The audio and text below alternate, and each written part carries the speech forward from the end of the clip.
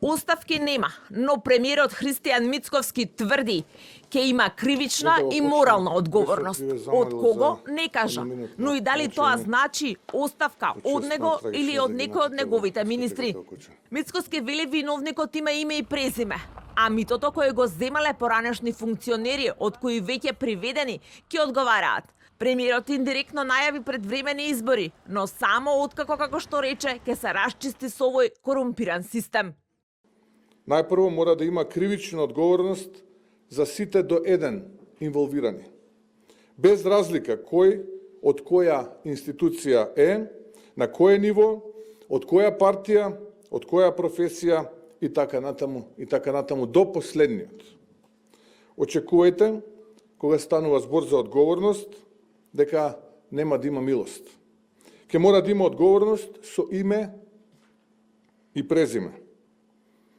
Во хируршки прецизна акција на институциите, без милост. И второ еднакво важно, потребна е демонстрација на морална одговорност. Според премиерот, директорот на пазарниот инспекторат нема зошто да одговара и рече дека нема да го разреши.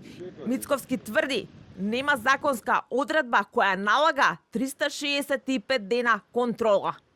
Вели лиценцата е фалсификувана и подпишана од поранешната државна секретарка во Министерството за економија.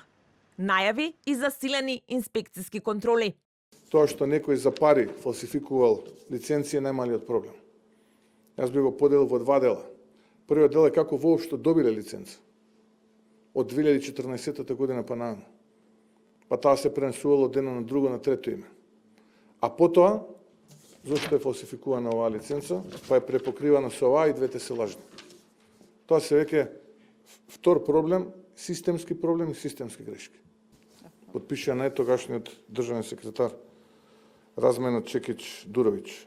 Премиерот вели дека ноќеска имало полициска контрола во дискотеката Пулс за контрола на трговија со дрога, но и за контрола на малолетници.